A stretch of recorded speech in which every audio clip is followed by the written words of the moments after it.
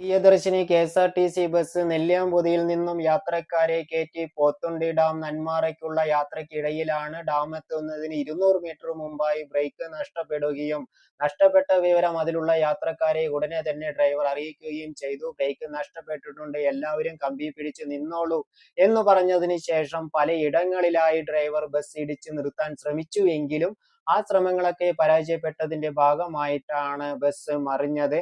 മറിഞ്ഞപ്പോഴും അവിടെയുള്ള തേക്കുമരത്തിൽ ഇടിച്ച് നിൽക്കുകയാണ് ചെയ്തത്.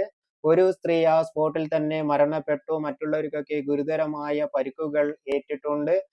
ചെറിയ ചെറിയ പരിക്കേറ്റവരെല്ലാം ഹോസ്പിറ്റലിൽ പോയി മരുന്ന് വെച്ച് ഡിസ്ചാർജ് ആവുകയും ചെയ്തിട്ടുണ്ട്. കുറച്ച് കൂടുതൽ പരിക്കുള്ളവരെ പാലക്കാട് ഹോസ്പിറ്റലിലേക്ക് മാറ്റുകയും ചെയ്തിട്ടുണ്ട് എന്നാണ് ഇപ്പോൾ അറിയാൻ കഴിഞ്ഞത്.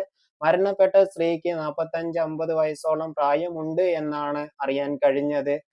ആ ബസിന്റെ അവസ്ഥ കണ്ടാൽ ഒത്തിരി പേർക്ക് ഒരുപാട് ഗുരുതരമായ പരിക്കുകൾ ഏറ്റിട്ടുണ്ട് എന്നാണ് മനസ്സിലാക്കാൻ നമ്മൾക്ക് കഴിയുക. പക്ഷേ ദൈവാധീനം കൊണ്ടും ആ ഡ്രൈവർ പരമാവധി ശ്രമിച്ചത് കൊണ്ടും മാത്രമാണ് ഇങ്ങനെ ഒരു ചെറിയ ചെറിയ പരിക്കുകളും കുറച്ച് കൂടുതൽ പരിക്കുകളുമായി എല്ലാവരെയും ഒരുവിധം രക്ഷിക്കാൻ കഴിഞ്ഞത് എന്ന് വേണം പറയാൻ.